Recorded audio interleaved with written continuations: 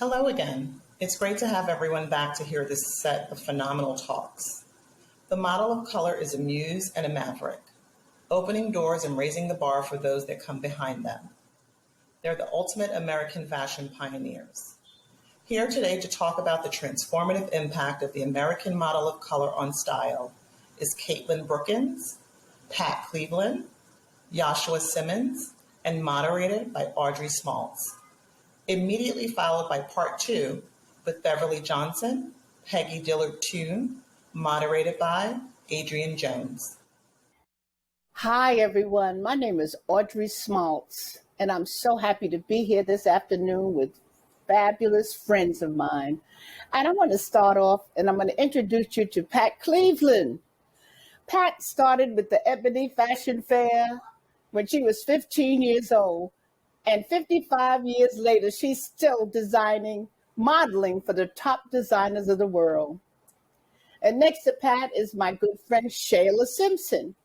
SHAYLA was a model in the Ebony Fashion Fair in 1975 to 1977. And then she took over from 1977 to 1991 as the commentator. That's 16 years in the Ebony Fashion Fair. Cover girl Caitlin Brookins is a top Ford model and a Howard University alum. And YASHUA Simmons, fashion editor. That's who we have today on our conversation. It's so nice to be here. I want to start a question with my good friend, I'll say Pat Cleveland. Pat. Hi, Audrey. I'm so proud to be on this call with all of you because this is history being made and our legacy is about all the people that we love and all the people who have created platforms for us, maybe listening because also the new babies coming up, we want them all to know that everything is possible, dreams can come true, and keep on strutting your stuff like a peacock in your mind, your heart, and stay structured in your vision. That's what I think we're here to talk about. I think it's very important. Mm-hmm. Pat, what prompted you to choose a career in fashion? I have been a child model, not in the public eye, but my mother is a painter. Her name is Lady Bird Cleveland. And as a child, I sat before her easel and I realized the romance that artists have about visionary sights about other people creating beauty. What made me want to model is to carry on the tradition of showgirl because my auntie was a dancer with Catherine Dunham, and the girls in my family were single women. My mother raised me alone, but they dressed very beautifully, and I grew up with feathers and bangles and bows and all kinds of creating fashion at home. So I grew up in a creative mess, and that's the fashion world for me, is putting on out attire and changing and changing yourself through dressing. And I wanted to model because I always loved designers. I started out as a young designer. I created for Henry Bindel's, and when Mrs. Johnson gave me the opportunity to model, I thought, this is how I'm going to wear these beautiful clothes and be in fashion and walk in these clothes. And it was a desire, a dream come true to feel beautiful in that way. When you dress in a dignified way and you feel good in your clothes, it just makes the world seem like a beautiful place to be in. Fashion is definitely my flying carpet, but they turned it into a red carpet and it grounded me, and modeling gave me the opportunity to travel the world and to be with these creative people in fashion. You're one of them. SHAYLA, what was the best or the most defining moment or event in your career? And did race play a part? I think for choosing a career in fashion, I like to think that I didn't choose a career in fashion, but fashion chose me. My mother was an accomplished seamstress, and so every weekend we would sit at the kitchen table or the dining room table and cut out patterns and make our fashions for the week. But it wasn't always my vocational choice. It wasn't until I was becoming being presented as a debutante, which was very popular back in the day, that it was required for us to go to charm school. And I went to charm school, which led to modeling school. And it was always kind of in the background for me. But it wasn't until I graduated from college and returned to Washington and decided to do a little fashion modeling on the side that I found it very difficult to get to break into the industry in Washington. It was a predominantly African-American city, but modeling at Saks Fifth Avenue and Garfinkel's at the time, it was very hard to break into that market because I was African-American. It wasn't until the defining moment happened when I went to Chicago to visit my brother, who took me on a tour of the Ebony Building. And an editor met me there, and he said, "You must meet Mrs. Johnson." And that changed my life. I applied as a model for Fashion Fair. They hired me a year later. And from there, I think it was like 1 month later, they said, "We want you to learn the commentary." So I learned the commentary, and I was Audrey. I was your assistant for 2 years. And after you retired from the Fashion Fair, I became the commentator, and which was not just sitting on stage, just describing the fashions. It was training the models, teaching them makeup, managing them on the road, going to Rome, Paris, London, New York to buy the fashions, and then coordinating the show and choreographing the show. So it was a complete career in fashion. So I was chosen, and I was blessed. Caitlin, I have a question for you. What was the worst moment or event in your career? And did race play a part in that? I feel like so far I've had a really great career, and I've more likely than others have heard stories than having a lot of things happen to me. But I will just say that basically one time I was on set, usually my hair is a big curly afro, and beforehand they told me to come natural, everything's going to be fine, and this shoot will go on. But when I arrived, they basically wanted to straighten my hair when I got there, and as a Black woman, it's very difficult to just show up somewhere unprepared to have your hair straightened and then them ask you to straighten your hair. So I was very taken aback, and I contacted my agency and asked them, did they tell you they wanted to straighten my hair? Why didn't you guys let me know? I could have prepped or brought heat protectant, brought my own straightener. You have your products and your things.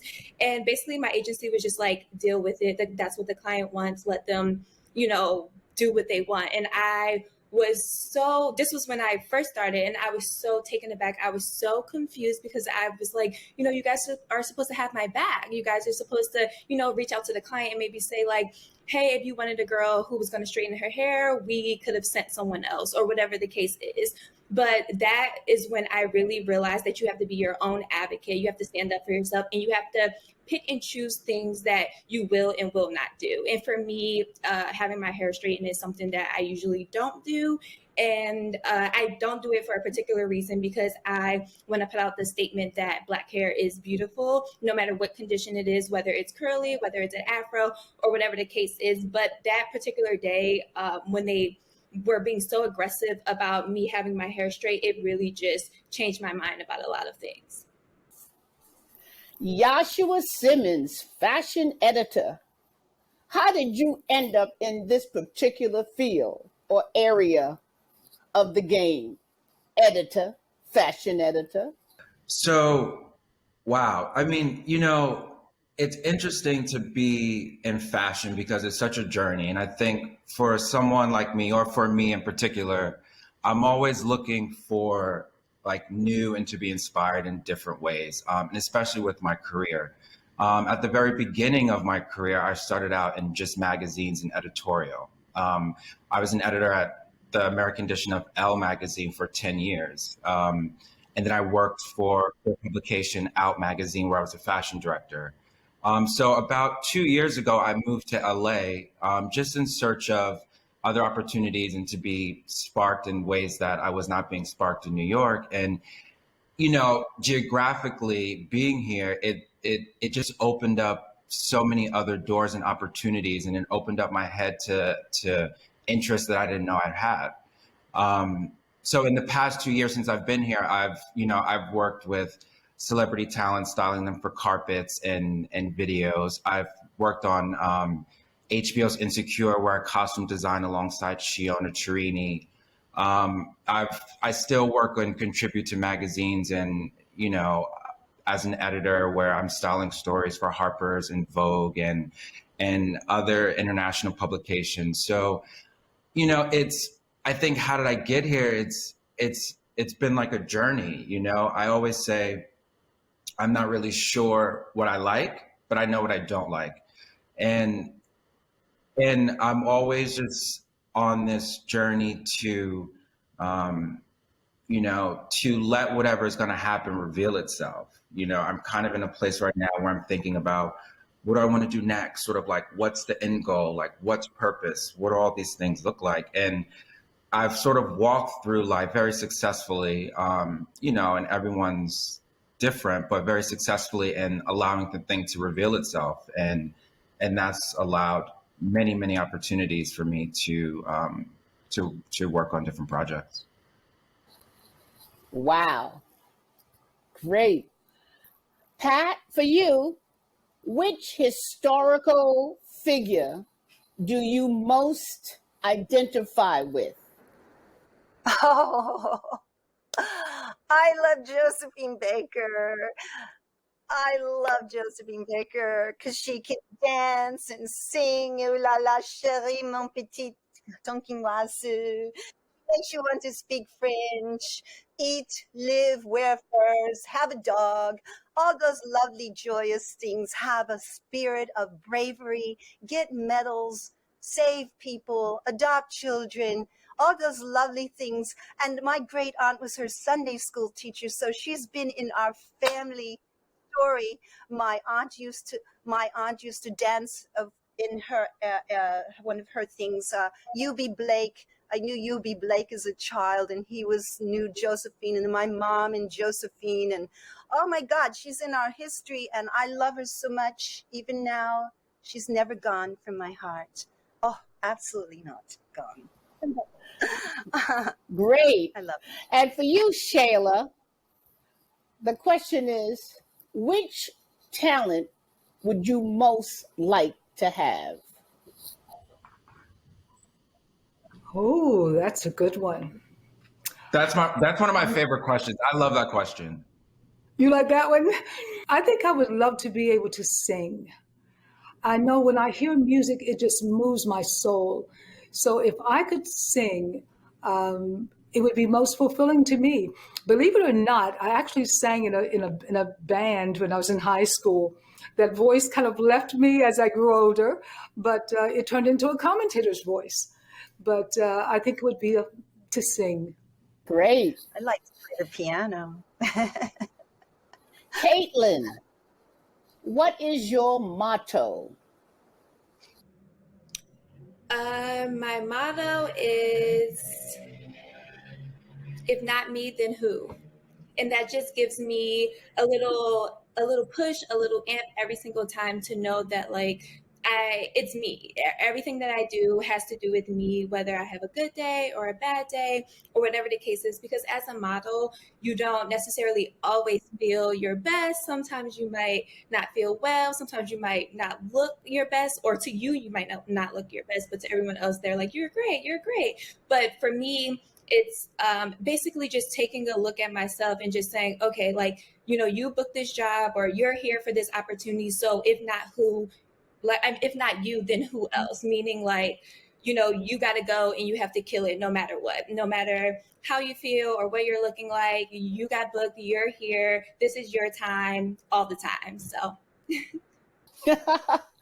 Now, YASHUA, going forward, how do you think issues of race and inclusion will affect how the business of fashion operates? How will it affect it? I mean, I think, I have a couple of ideas about this. I think, in the moment where it's all happening, I think it's seemingly performative. But I do think that it's important that it's happening because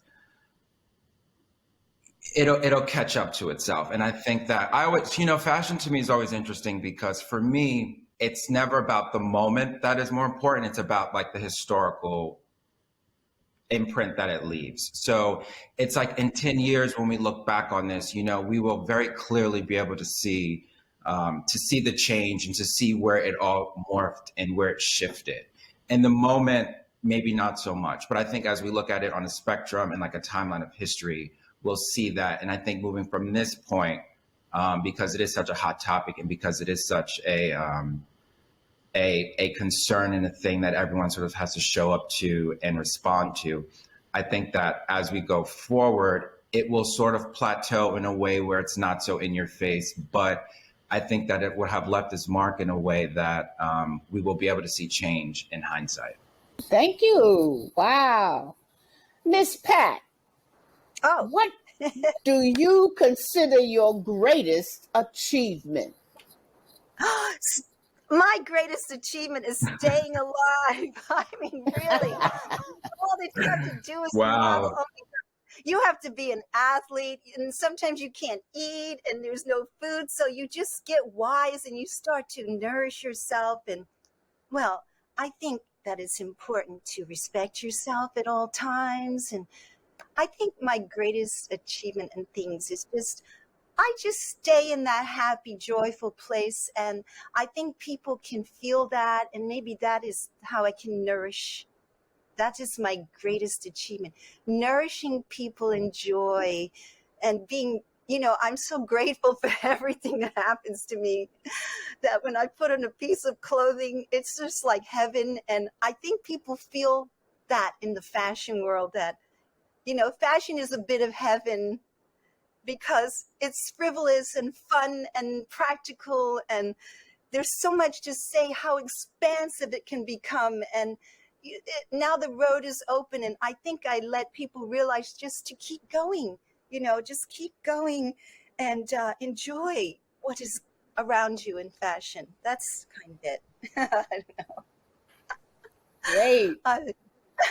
Shayla, who are your heroes or sheroes in real life? Oh my goodness. My heroes or sheroes. I have a different mindset about that. I admire a lot of people. I admire them for their accomplishments, for their courage, for their achievements. But I don't idolize anyone. I think everyone has a journey, and we never know what they have to go through or go to get to that next level or to accomplish what they have set out to accomplish. So we never really know a person until we are one-on-one. So while I admire so many people for so many things, I don't idolize anyone. Oh, all right. Okay. Miss Caitlin, if you could change one thing about yourself, what would it be? I don't think I would change anything. I really do love myself. Spiritually, inwardly, outwardly, I love every part of myself. I think I'm made perfectly in God's image, and I really don't think I would change anything. I really don't know what else to say, because I really truly wouldn't change a thing. I'm very happy for everything I've been through. I'm very happy to be where I am now, and I'm definitely very excited to keep progressing. Looking forward to the future. Good. Caitlin, I love your answer. Caitlin, I love your answer. You gave me the inspiration. When you say you don't idolize anyone, I'm like, you know what? I'm going to come in here a little stronger and really be myself. Yashua, what is your greatest regret? So I spent earlier in my career, post college, I spent, as I said before, I spent 10 years working at the American edition of Elle magazine. And there it was very, that's a very corporate space with a lot of sort of institutionalized ideologies, and a lot of political ways of moving about messaging, messages of beauty, messages of style, just, of culture. And I think when I left that brand and I left Hearst as a corporation and I went and worked for an indie magazine, and I went to work for a publication that the mission and the purpose was to really highlight marginalized and people from communities that were not sort of glamorized in mainstream publications. It really shifted something inside of me, and it gave me purpose, and it added a bit of meaning to where I was working. So I think one of my greatest achievements was working in a space where in a certain field in fashion and culture and art and beauty and in that space, and being able to highlight people that were marginalized and from marginalized communities, and that were queer folk and people who didn't see themselves when they opened up, these glossy magazines, and sort of redefining what that is, and giving voices to beauty that wasn't otherwise really looked at, right? And that all happened when I think it became a little bit more conscious to try to expand the stories. But I think a part of that was only because, not because they were trying to service industries, but because there was just really nothing else for them to say about beauty. So I think, main publications were just looking for something that was adding to their conversation, but not really about healing or actually doing work or actually at the service of others. So when I worked there, when I worked at Out and I did the work there, it became personal, but also I was able to really connect and see firsthand the people that were affected, and the people that were able to benefit from that, and the people that were able to see themselves, Now I see so many African American faces in Vogue magazine, in Bazaar magazine. You didn't see that in the 70s. You saw the black girls on the runway, but now you're seeing them in Vogue, so many pages in every magazine. I think this all happened because of George Floyd, May 25th, 2020. They're using more of us. How do you see that going ahead, Pat? I say business is business. Expand, and inclusiveness is the secret to success. And, in our fashion world, it wasn't the designers who did not like the models. It was just the aspect of how much money does someone have. I remember I would always be shot for the cover of Vogue and things, and they would say, oh, no, we can't have you because we have to sell this magazine down south, and the Chilean won't like it, and all these wealthy women. And that was the whole idea of leaving America, so I can be noticed in the right way. But now there's more opportunity because the recognition is, wow, the artists are allowed to expand their palette and create more color. It's like the dog days are over with seeing everything only in black and white. There's a many multitude of nationalities and people of color who want to be present in the world of fashion. And oh my gosh, it's so lovely. I just have such a good time with the new girls coming up. I used to own a model agency and in Milan, and I had all the black girls because they were not getting paid enough, and I made sure their rates went up. And that I had that agency for 20 years in Milan. I had Tyra, I had Naomi, I had all those girls, taught them how to walk. I had a good time. And I knew that this would make a difference because I was so offended sometimes when I went to the shows. I remember I went to Paris 71 and I only saw one black girl in a fashion show. I was with Antonio Lopez. We went to see Yves Saint Laurent, and there was one girl from the Crazy Horse. And she was the only Black model in Paris. She was a dancer. And then after we got to Paris, me and Donna and the whole gang, in 73 after Versailles, then they started, like Givenchy and the other houses started having more of the girls of Black American girls because they could walk. And, it's sort of like in the DNA to present a kind of dignity. When you have that African soul, that you had kings and queens in your history. That these people our people have been abused for so long.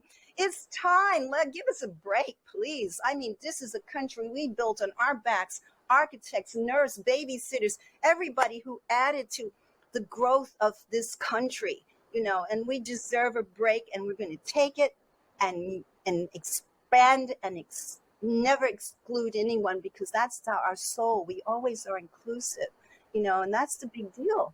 I mean, the big deal is designers need to always be inclusive. And I like seeing that embraced at this time, Very good. What do you think about that, Shayla? I think this is a wonderful moment in history. As you said, we're experiencing having our African American models on the covers of the what we call the mainstream magazines, the Vogue and Bazaar. But everything in life is cyclical. Everything goes around and comes back around. Who would have thought? I think of this example I gave to my son. I used to tell my son all the time, you have no idea what we went through to get you young people where you are today. We petitioned, we marched. I was at the March on Washington. I heard Martin Luther King deliver the I Have a Dream speech. This is how we were raised. We were advocates of change. And the young people today are benefiting from the change that we made back then.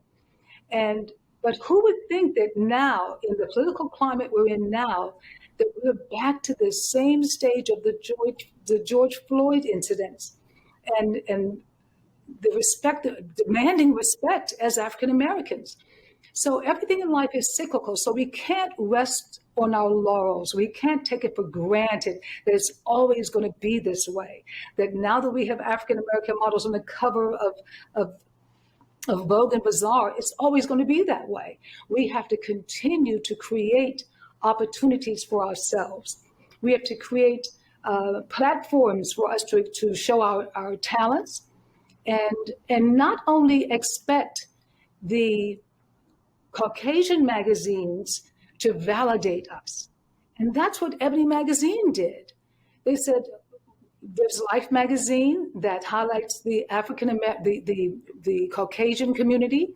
So John Johnson created Ebony magazine to highlight the African Americans in the African American community. So we have to do this for ourselves and not wait to be validated by the Caucasian community. I think that it's a wonderful period in time, but we must press on. What we're doing is we have found the former Ebony Fashion Fair models. There are like 500 of us from the 50 years in existence.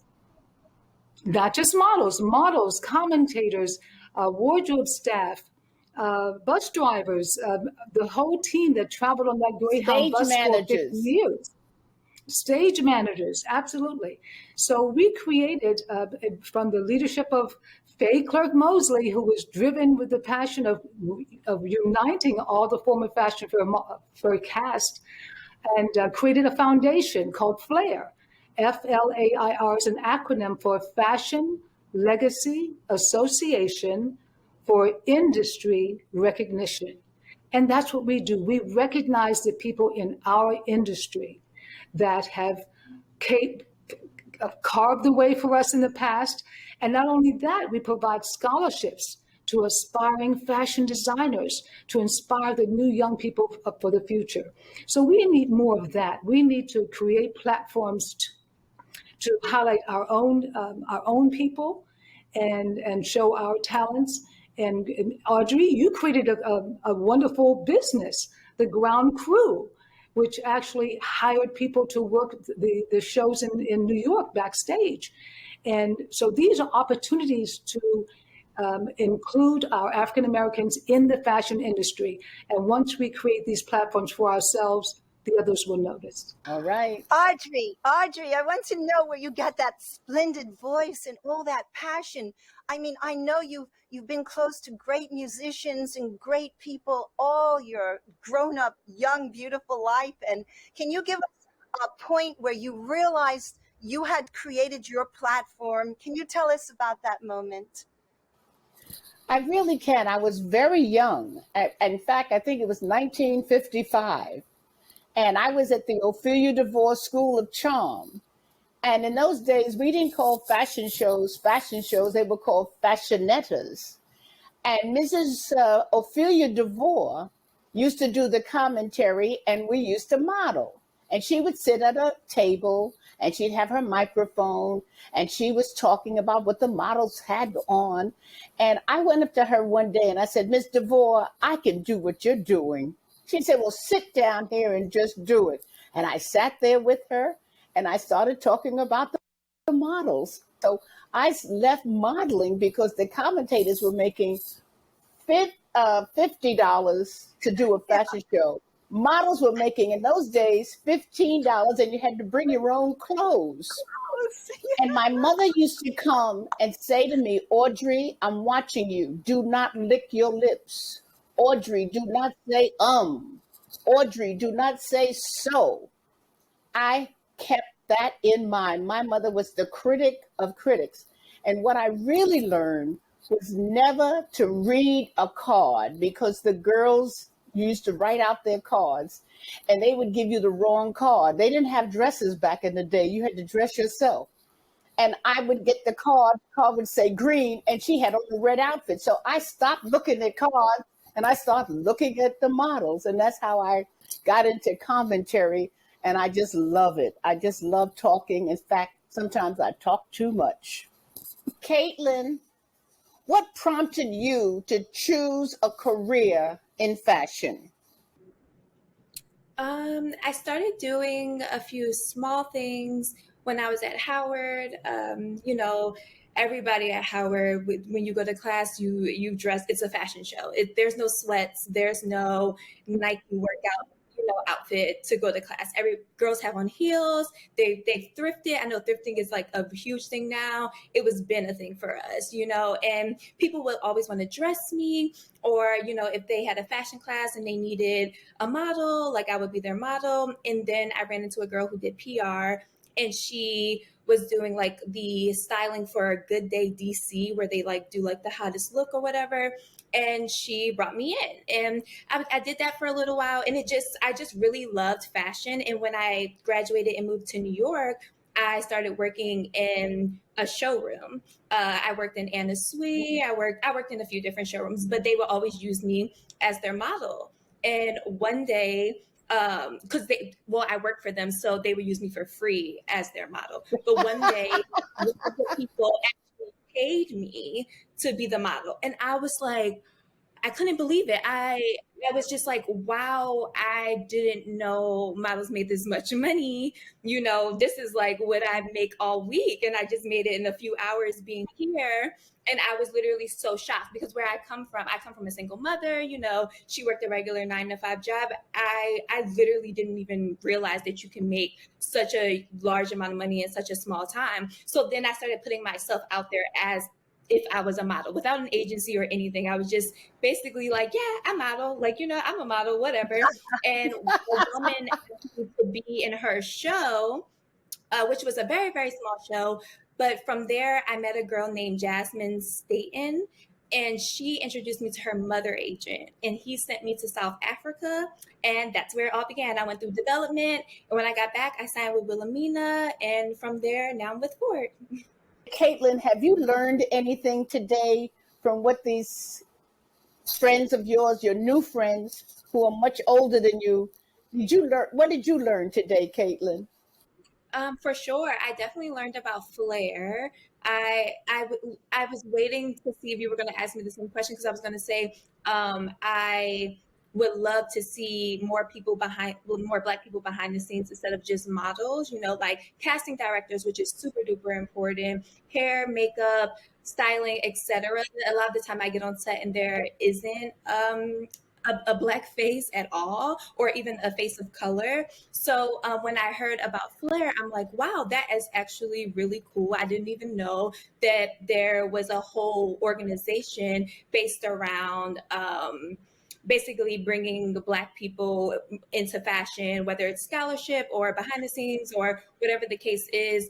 I thought that was really amazing. And I'm definitely going to look more into that after we are done this, because I feel like knowing your history and knowing the start of things, or like where it originally started for Black people, I feel like that is the foundation that we can just build off of. And especially because now there's so many people who are willing to fund these organizations, especially because of Black Lives Matter, and all of these companies are ready to be more inclusive and put their funds behind it. I think that's super important to know these things that happened in the past, because maybe we can bring them back, or maybe we can collab, or whatever, like whatever the case is. I feel like it's an amazing organization to know about, and something that I feel like definitely needs to be now, like right this second. I have a suggestion for you, Caitlin. You can tell some people when you get a job, I have my hairstylist because my hair is different. And if you would allow me to bring my hairstylist, you can come right out and take that risk. Take a little risk, sure. And then tell them you have a person who is a fabulous stylist. Could you give them a chance? So if they really like you, they will also respect your opinion. Try to bring somebody with you along next to you. That always helps. I've always told people backstage. I mean, Pat McGrath used to be backstage with the makeup, and I used to get my ground crewers who were dressing. I would say, Pat, can you give this girl a chance? Because she says she's a makeup artist. Please give her a chance. So you can do that. Yes, of course. Try that. Just take a step out. I'd like to add that, Audrey, that is your personality. You're always the big sister. You're always bringing one along with you, because my whole career was because you taught me. I didn't know anything about commentating. And when the Johnsons said they wanted me to learn the commentary, I pulled Audrey aside. She says, okay, well, this is what you need to do. And you taught me step by step by step. You prepared me. You trained me. And my career is, I have you to thank for my career. Thank you. Thank you, big sister. I like that, big sister. Yeah, a lot of people call me Aunt Audrey, AA. YASHUA, I haven't heard from you. What have you got to say, darling? I just also want to say that in this moment, there's been such an explosion of new talent, Black and brown talent that I've seen, that I've just been so inspired by, like the generation that's behind me, that, I think that should inspire a lot, and that should fuel a lot of us. I think no one's path is the same, and I think there's different avenues to get to where you want to get to, and I think that we have to remember that, because and in this moment, if it was not this moment, I don't think that there would have been as many opportunities that have been afforded to myself. I know that for a fact, and so many other people, right? And so that's a bit of the silver lining too with what has happened. And I think that, the time is really now for a lot of like personal exploration and getting towards whatever the success that you want to do. And I hope you're fueled, and I hope everyone's fueled and just working towards the things that you want. I think you should donate whenever you can. Donate something so someone can be educated and live their dream. My thing is that I feel that you need to be a mentor, an advisor, and a sponsor.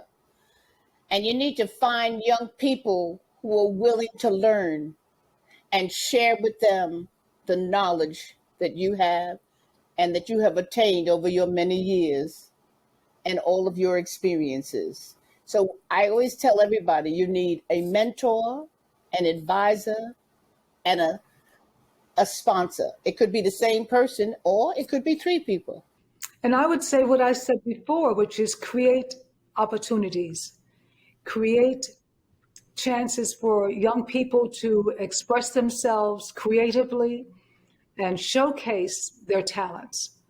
It's through that showcase that we get the recognition, the acknowledgement to go forward. And be yourself because everyone else is taken. I love it. Ah, I like that. But it's, you know, but that's work, you know, and it's hard, but it's really important because, you know, it's a hard thing. It's a hard thing to live up to. But I think it's important to sit with that and to know that. I was basically going to say something sort of what YASHUA said. I was just going to say, you know, be yourself, live out loud, be unapologetic about your Blackness and your beauty. Because even right now, like braids are in and afros are in and all of these things. But it's like, you know, before these are things that we've always worn. We've always had these like treasures with our hair and our skin and just our style, like all the gold and, you know, like rings and the bamboo earrings. All of those things are really beautiful and they come from us and our culture. And I just think that we have to be extremely unapologetic about who we are and where we come from because our white counterparts are already doing the same. It's really been great talking to all of you and for meeting Caitlin for the first time and getting to know YASHUA better. I knew of YASHUA because I was in Out magazine with my wife, Gail Marquis.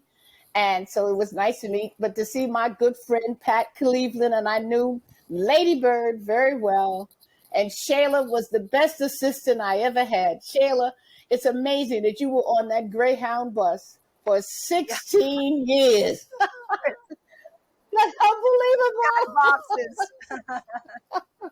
With the Ebony Fashion Fair. Wow. That's right. That's 200 cities per year.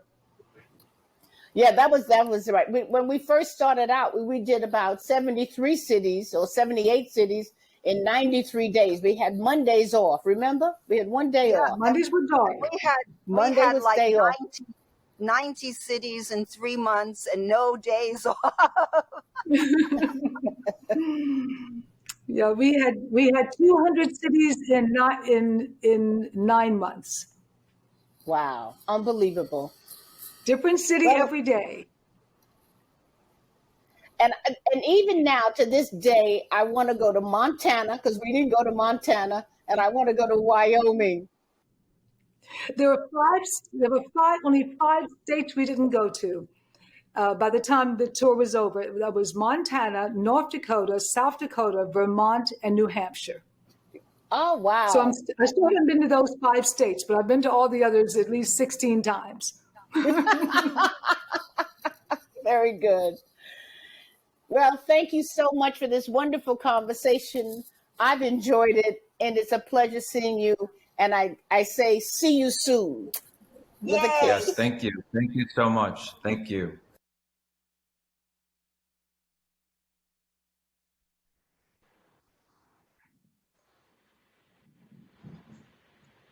Hi, it's so wonderful to be here with all of us, and we're learning so much.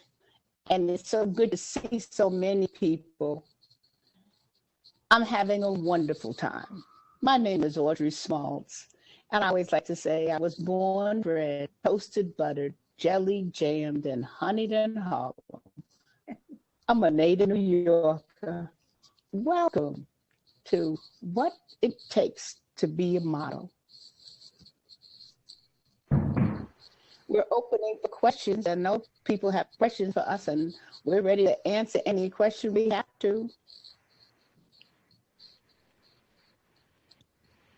What happened with that? Some questions are coming. Audrey, I see a question here that came in. Oh, you see a question. It says, okay. yeah, I see a question. what is the significance of the Ebony Fashion Fair? And Audrey, I think you're the perfect person to start answering I'm that question. glad you. That's a good question. And What is the that question is going out significance? to everyone. Everyone is welcome to respond. What is the significance? For 51 years, from 1958 to 2009, the Ebony Fashion Fair raised over $50 million for various charities across the United States, whether they were sororities, churches, fraternities, United Negro College Fund, the Urban League. We raised money. And then we educated our audiences about high fashion and what's right. In fact, so many times we used to put on a show, and the show was sometimes in the audience. But we were very significant, and it'd be nice if we could do that again, but very, very expensive. Mr. Johnson put out all that money, had the Greyhound bus to take us from city to city, and to give a fashion show now is just outrageously expensive. But we were significant and still are significant. Anybody else want to add to that? The Pat, how about culture. you? I'd like to say something about the culture of the Ebony magazine attached to the fashion fair. Very important for the African American community to know who's who, who's doing what, to stimulate inspiration and make people get up in the morning and say, I want to do that too. Let me see what I can do. That Ebony magazine was our Bible. We waited for the newest one to show up. And that fashion fair let people know, ladies know, that they were on the right track, dressing up and feeling dignified, which was our right. And Ebony helped us to realize that. Yes, and I just would like to add that this was something that was for us, by us, you know, and our looking for validation elsewhere. This is where we could sort of come to a space and sort of see ourselves and celebrate the way we looked and to celebrate our beauty without having to seek validation from others that were not a part of our stories or did not look like us. You know, this was self-reflective and for us. And I think that it was so important and so needed. And this, you know, it's our history. Yeah. Pat, I have a question for you. Yes. What was it like working for Patrick Kelly and Halston? Well, let's start out with Patrick Kelly, because he was just the youngest thing that hit Paris at a certain point. They didn't have someone like Patrick Kelly to wake them up to this kind of culture that we have, the African American culture, but more about America and how it changed and how over the time, you know, slavery and music and Josephine Baker, which he was very in love with, and she was connected to Paris and he went to Paris, and because of being around him, people just got their soul together. He's very soul-filled, his spirit was bright. And I felt that from the very beginning, that this was a spirited young man who needed to have a break. And that's why I bought him that ticket to Paris, because I say, darling, you're a seed and you need to land on fertile grounds. So go over there and take over. And he did. And what it was like, it was an honor. Audrey, And what may about I ask- Halston? At Halston, oh my gosh. Don't forget, Halston came to the Ebony Fashion Fair in Chicago in 1966 to see what Mrs. Johnson did with his hats, because he was putting hats on Mrs. Kennedy and he was making hats for the fashion fair. And he sat in the audience and he applauded. And then years later, when I met him, he said, I saw you long ago before you saw me. And he had me close to him all the time, because I think he has a lot of soul and he loves soul girls and soul music. And that's our Halston. Caitlin. Audrey. Okay, yes. Before you go forward, may I ask something about Patrick? All right. I'm so happy to hear that story, Pat, about how you got Patrick started in Paris. That's wonderful. And what YASHUA said about for us, by us, Mrs. Johnson was a part of that story as well. when he had his first collection, we were invited to his show. After the show, he was expecting buyers to come in and purchase from his collection. And it didn't go as well as he expected because his clientele at that time, prior to the first show, were the models. He was dressing the models in Paris. Yeah. So Mrs. Johnson invited him to come to the Plaza Athénée, to our hotel, and I got a suite downstairs. He brought the entire collection with him, spread everything. He didn't have rolling racks. He spread them across the floor in the ballroom at the Plaza Athénée. And Mrs. Johnson pulled out a check, wrote a check, and bought the entire collection. And that's what he did. And she said, she said, I'm doing this to encourage you to keep going forward. And that's how he gave him a second boost. That's right. Terrific. That's a great story. Catlin, what have you learned from these role models on this panel? And what would you like your legacy to be? Well, I've learned so much history, obviously, but I've also learned that there's no one path, to being successful in this fashion industry. There's no one way to get there. We all have similar experiences, but very different career paths, and we've all made very different choices, but we've all ended up in the same place. So yeah, that's basically what I learned. And then on top of that, as for my legacy, of course, I would love to do more campaigns and shows and covers and all of those things. But I just want to be remembered for being authentically myself and being an advocate for Black models and just being kind and hardworking. Because at the end of the day, it doesn't really matter how many shows and covers and things that you do, but it's really the effect that you have on people and, encouraging people and even helping people along the way, because that's extremely important, especially when, you're trying to build a brand or when you're trying to build up, other models or fashion designers or, directors, whatever the case is. Great. Now there's a question for me. It says, Audrey, how did you come up with the innovative idea for the ground crew? Well, that happened while I was with the Ebony Fashion Fair. We would go to Europe, and I was with Mrs. Johnson for about 7 years, from 1971 through 1977.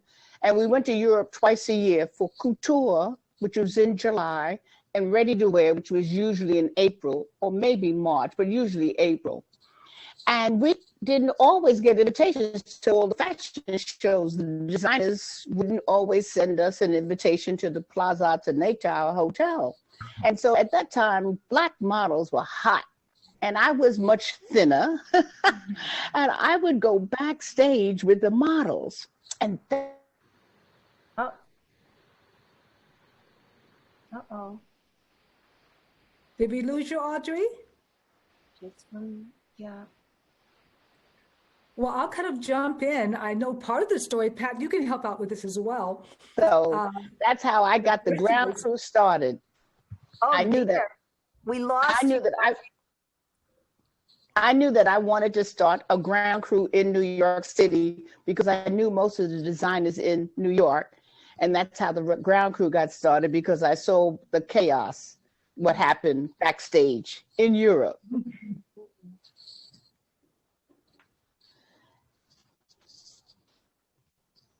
Another question here.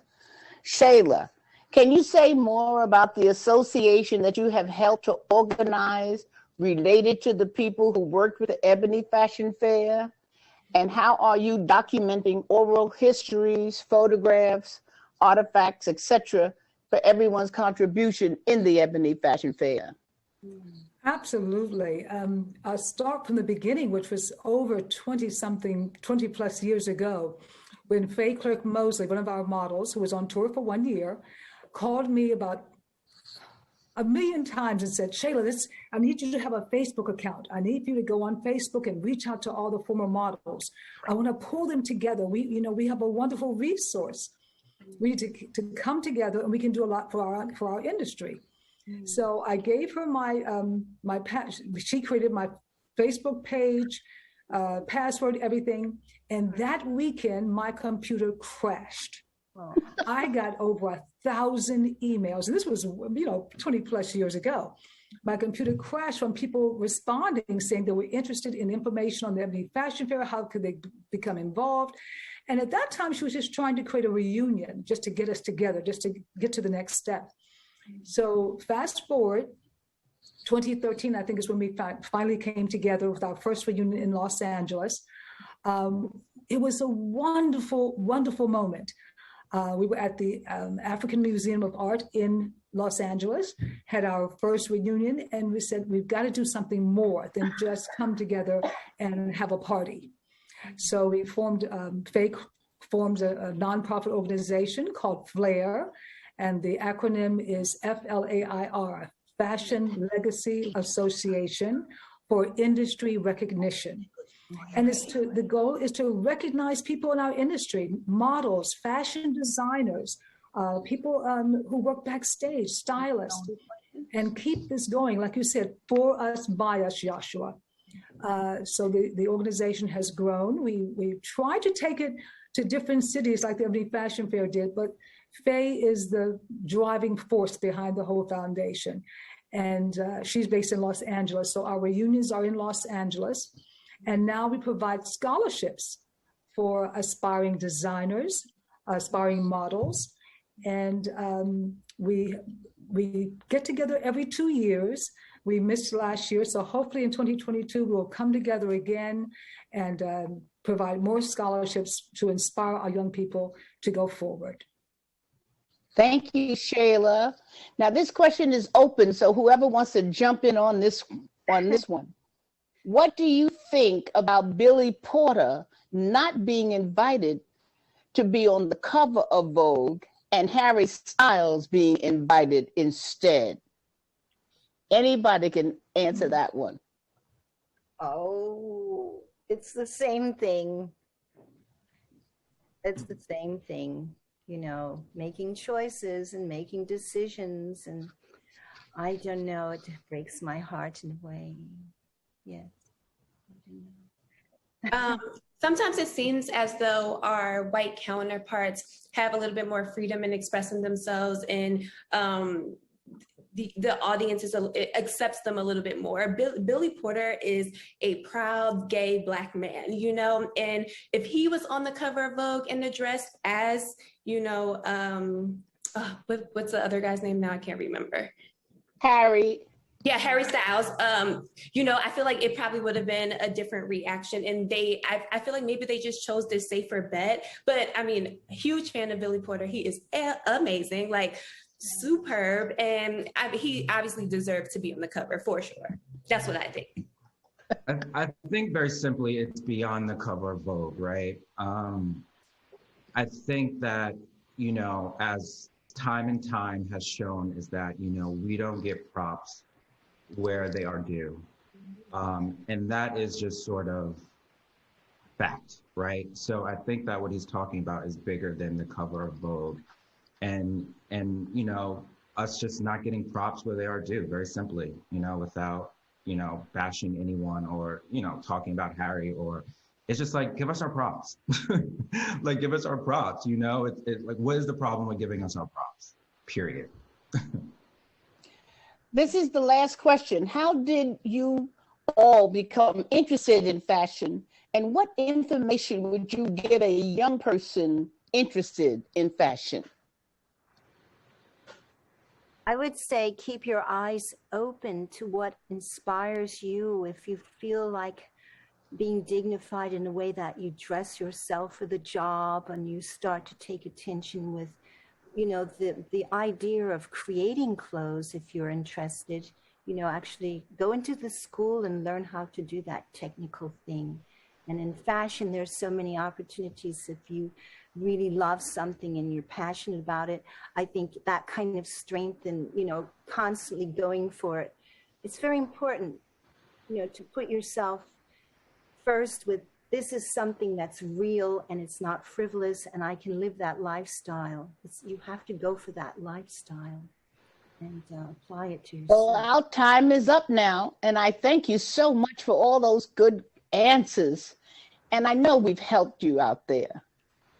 And we love being in fashion, whether you're a model, backstage, commentator, designer, assistant designer, stylist, writer, journalist. There's so many aspects of being in fashion. And it's been fun talking to all of my friends. Thank you so much. And thank you. everyone who's listened to us. Thank you very much.